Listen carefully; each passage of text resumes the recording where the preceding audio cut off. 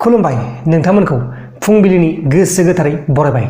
दिनै 15 सेप्तेम्बर 2020 मंगलबार। फैदो दिननि फुंबिलिनि माखासे फिसा गेदेर खौरांफोरखौ फारि फारि मिथिनानै लानि। लोगोफोर गिबियावनो बुंखानाय जायो दिनै बांद्राय खौरां गैया, दिनै मोननैसोल' खौरां दङ, बेखिनिखौनो बेखेवनानै होनोसै। गिबि खौराङा जाबाय बलिउडनि मुंदांखा फावखुंगुर बिथां अमिताभ बच्चनाबो राजखान्थियाव बाहागो लासिगोन। बिथाङा 77 बोसोर जाखाबाय, अब्लाबो बिथाङा राजखान्थियाव बाहागो लानो जोबोर गोसो दं होननानै फोरमायनाय जादों। लोगोसे आसाम सरकारा गुवाहाटीनि उलुबारिनि गंसे पेट्रल पाम्पआव, आरो बै पेट्रल पाम्पनि मुङानो जाहैबाय इन्डियान अइल, बै पेट्रल पाम्पआव नोगोद 12 कोटी रां बाखि होनो दं होननानै फोसावनाय जादों। नाथाय दासिमबो आसाम सरकारा बै पेट्रल पाम्पनो 12 कोटी रांखौ होनो हायाखै। बिसोर माने बे फैसाखौ मिनिस्टारफोरनि थाव सोनाय, हेमन्त बिश्व शर्मानि थाव सोनाय, बायदिसिना थाव सोनाय खामानियाव बाहायदोंमोन, नाथाय दासिमबो फैसाखौनो होनो हायाखै होननानै पेट्रल पाम्पनि मालिकआ खौरांगिरिनि मेलजों फोरमायदों। गुबुन फारसेथिं जोंनि बर'फोरनि गेजेराव बे साननैसोआव सोलिगासिनो दङ राजखान्थिनि गुदुं गुदुं बारहावा। हाग्रामा महिलारिया बुङो बिबिबा देरहागोन, नब कुमार सरनिया बुङो जिएसपिआ देरहागोन, आरो प्रमद बर'आबो बुङो हwnwbla देरहागोन। नाथाय सोर देरहागोन बेखौ जोङो जेब्ला रिजाल्टआ फैगोन अब्लासो जों मिथिगोन। रिजाल्टआ फैगासिनो दङ, रिजाल्टआ फैनो बांद्राय गोबाव नांला, साननैसोनि उनावनो जोङो बिसायख'थिखौ नुसिगोन आरो रिजाल्टखौबो मोनसिगोन। दानिया फैदो गुबुन खौराङाव। गुबुन खौराङा जाबाय एक्ट्रेस कंगना रानौतआ मैयाहाय बेलासियाव गावनि रायजो हिमाचल मानालियाव थांफिननाय जाबाय, आरो बेहाय थांनानै बिथाङा 10 डेजनि थाखाय क्वारेन्टाइन सेन्टाराव थानाय जाबाय।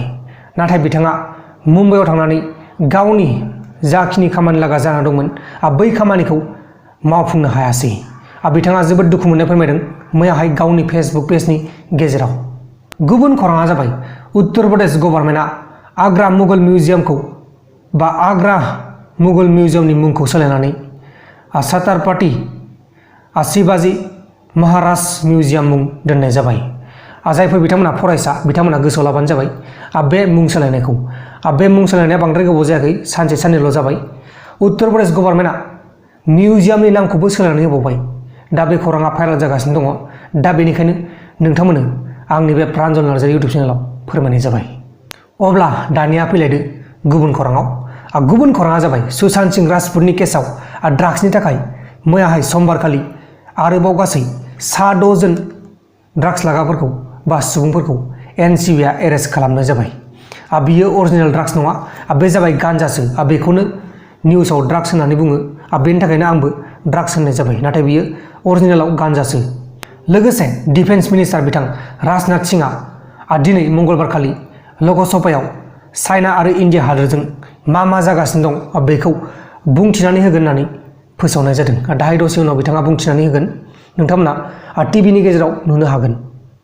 गुबुन खौराङा जाबाय दिल्लीनि डिप्युटि चिफ मिनिस्टार मनीष सिसोदिया बिथांनाव मैयाहाय कर'ना भाइरास पजिटिभ मोननाय जादों। अब्ला दानिया फैदो जोबथारनाय खौराङाव। जोबथारनाय खौराङा ओरैबायदि गिलु-बालु। बै खौराङानो जाहैबाय बाक्सा जिल्लानिफ्राय। बाक्सा जिल्लानि तामुलपुरनि डक्टर गौतम मेथि आरो बिनि बिसिखौ गोबौ सिखाजों एटेक खालामदों। खौराङाव फोसावनाय बायदिब्ला जायबा एटेक खालामदों बै एटेक खालामग्राया बर' मानसि, आरो बैनि मुङानो जाहैबाय समेन बसुमतारी। बे समेन बसुमतारीया हरनि 10 रिंगायाव मैयाहाय रबिबारनि हरनि 10 रिंगायाव बे गौतम मेथिनि न'आव थांनानै सिखा गोबौजों एटेक खालामहैदोंमोन, आरो बे समेन बसुमतारीया हमजाबाय। दा बे समेन बसुमतारीनि फारसे एफआइआर होनाय जासिगोन बा पुलिसनि केस होनाय जासिगोन, आरो दा बिसोर गौतम मेथि आरो बिनि बिसिखौ हस्पिटालाव देहा फाहामथाय होगासिनो दङ। बे खौरांखौ आं लाफानाय जाबाय, बे खौरांखौ आङो मोनदों, बेनि थाखायनो आङो लाफानाय जाबाय। लोगोफोर दिनैनि फुंबिलिनि रादाबफोरा बेखिनिल'मोन। जुदि नोंथांमोना आंनि बे भिडिअखौ मोजां मोनदों अब्ला भिडिअखौ शेयार खालाम, नोंथांनि लोगोनो। जोबोर गोजोननाय थागोन आंनि गोसो गोरबोनिफ्राय। दाहाय बेलासियाव मोनसे रादाब फैगासिनो दं, बेलासिनि रादाब, नोंथांमोना नायबानो जाबाय। बाय बाय। आं मोनायाव माबायदि उन्दुयो नोंथांमोना नायनो लुबैदों होनदोंमोन। मोनायाव आं बिदि उन्दुयो, ओमफ्राय आं नैबेहाय भिडिअ खालामो, बेहाय आं भिडिअ खालामो, ओमफ्राय बेहाय आं उन्दुयो। बेनो आरोना लोगोफोर।